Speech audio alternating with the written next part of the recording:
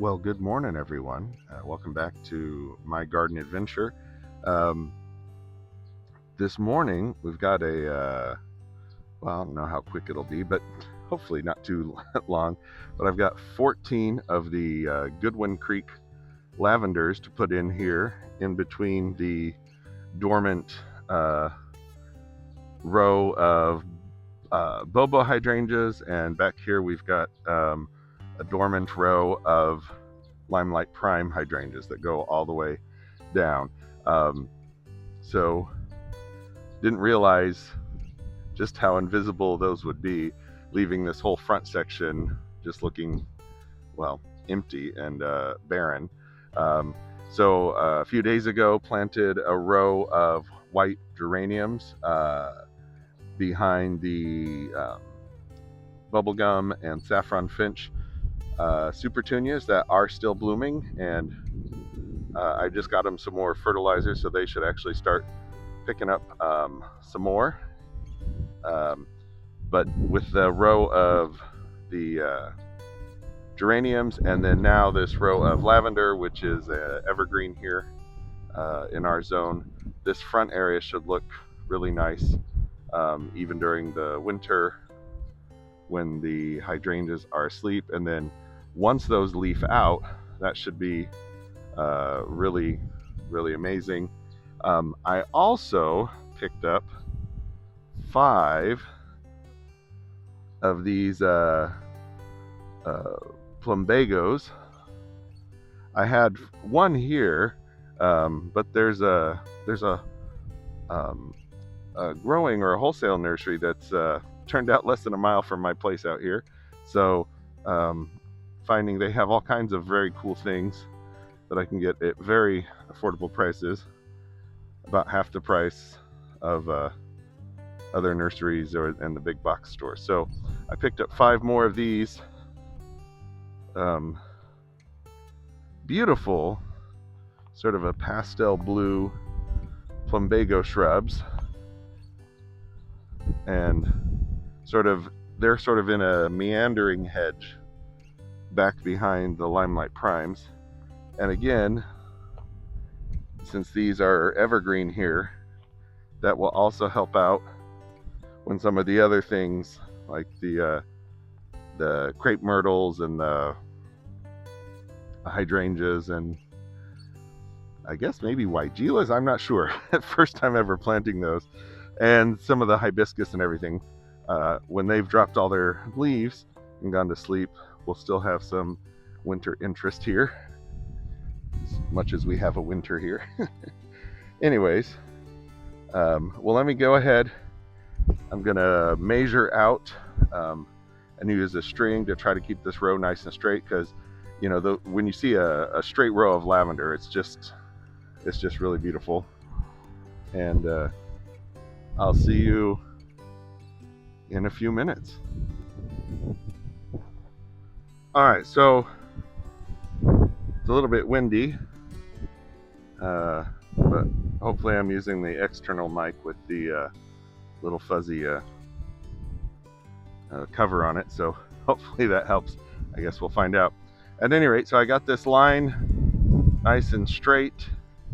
That's gonna be good for 12, and then I just need to do the last 2 over here on a different line.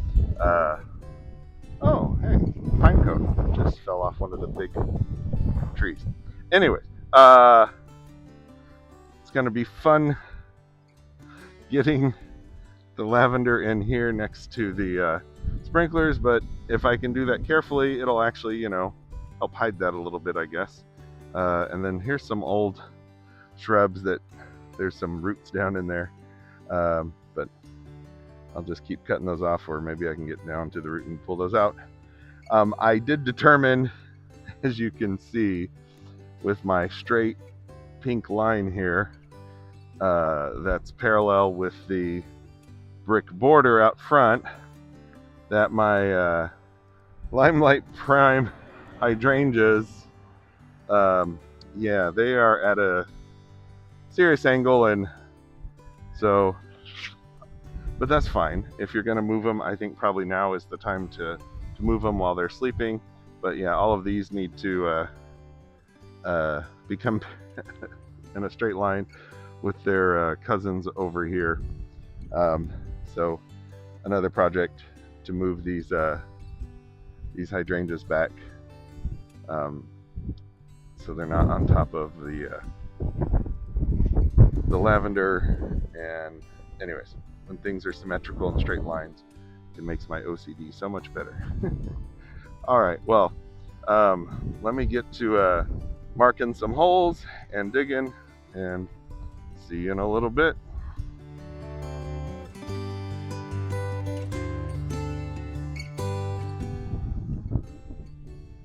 Okay, well, I've got all the holes marked out. That took longer than expected.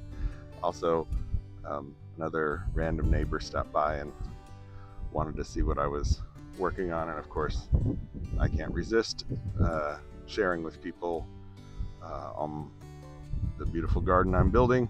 Anyways, all right, let me get to drilling and get some of these beautiful lavender in the ground. I did want to do a little bit of a close-up on this Goodwin Creek. So this is a French variety, but look at just how beautiful this plant is. So I prefer sort of the French lavender varieties that are more silver in color, but look at the beautiful little segmentation on these leaves. That's just very cool. I mean, it's beautiful just as a plant, let alone the wonderful lavender flowers it's gonna send up on the thin stalks. Oh, I guess I could just show you. They've got a tag. Will it focus? Yeah, there we go. All right. Anyway, so that's the Goodwin Creek variety. Like I said, it's in the, looks like it's in the French lavender family. This, I realize, is going to be a problem. But it actually doesn't look like it's too hard of a solution. I think what I need to do is just rotate this whole valve assembly 180 degrees onto this side, and then just reconnect the drip lines just on the back side. So that's actually a fairly easy fix, if not for me, for my landscaper friend who knows how to do that kind of stuff. But I will hold off on trying to plant that guy because he goes right there until I can get that swapped around. So hopefully I can get that done soon. But that will that'll be great for a number of reasons. One, the lavender plant will be able to be planted where it needs to match the row. But on top of that, with this flipped around to the back, it becomes more lined up with this, and that lavender plant, when it grows up, will actually help hide most of this whole assembly structure. This used to be a sprinkler line that controlled something. At some point, this all was grass. I don't know, 15 years ago. At some point, somebody ripped out all the grass and went with just bark and Japanese dwarf pittosporums. But anyway, so we're gonna flip that around before I can plant that last lavender. But all right, I need to stop stalling and get to drilling. See you in a little bit. Well, we have 11 of the 14 holes dug. Like I said, we gotta wait till I can flip that sprinkler / drip assembly around. But the other ones are dug. Got those last two on the other side of the walkway that I will do after. But I want to get these 11 in the ground. Again, I've removed some of the excess sand that is pretending it is dirt. I will backfill with a little fertilized garden soil, put some biotone starter in there, and give them some water. Okay, we'll see you in a little bit. And I'm back. Well, I got all of the lavender in, except for the one here that's waiting on me to swap this drip around. But while I was here, I figured I'd measure, and yeah, sure enough, you can see my Limelight Prime row got closer and closer to the brick. So since I've got all the stuff out here, I'm just going to go ahead and move these 4 back in line, get them back in line, so they're so they're not on top of the lavender.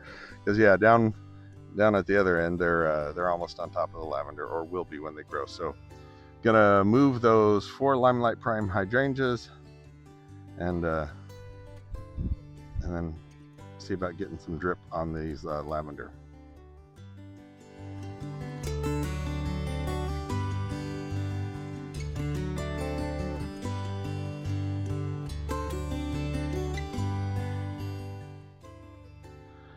And it is finally finished. So I started this lavender project a couple of weeks ago. Got most of them planted, I think, I don't know, at least 10 days ago. I'll have to look at the date. But if you watched the beginning of the video, you knew I was waiting on my landscape guy to come flip this valve around, which he did, which allowed me to finally plant the last one in there. And then I got that guy planted, and I got all of them hooked up to drip today, and so they should be nice and happy, look amazing. I really love how this front border is going. I still have I'm still watering those Bordeaux, just tripped on something, by hand, but I gotta maybe rethink what I'm doing for watering on these white geraniums. Turns out these red flag drippers are maybe too fast, so I need to swap those out for something slower. Here's that last green one, or excuse me, the last lavender. Need to swap the flag drippers on the red. Okay, I need to swap the red flag drippers on the white geraniums to perhaps a green one, which I think is 2 gallons per hour versus 4 gallons per hour. But anyways, backing up all the way to here. There we go. Beautiful row, all lined up, of lavender. And I also found sort of the pièce de résistance, the final tree or shrub to go in this front area. And I say the final, yeah, who's kidding who? But at any rate, for the time being, I got something else to put in there, and so you get to see that in a final video. And then I'll do an overall front woodland garden overview, bonus coverage of the pots, the flower pots here in the Chinese pistache garden.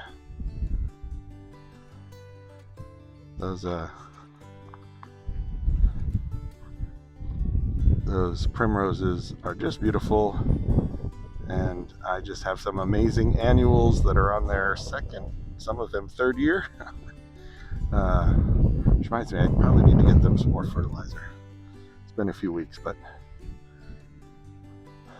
annuals are hungry and they are wanting to flower. So, all right, well, that's enough of me yakking, I guess. Let me know what you think with a comment down below. Please share this video with anybody who think might be interested in gardening or learning about stuff. I do try to answer questions in the comments. Like the video, subscribe to the channel if you haven't yet, and again, appreciate you coming on my adventure. And until the next video, Happy gardening.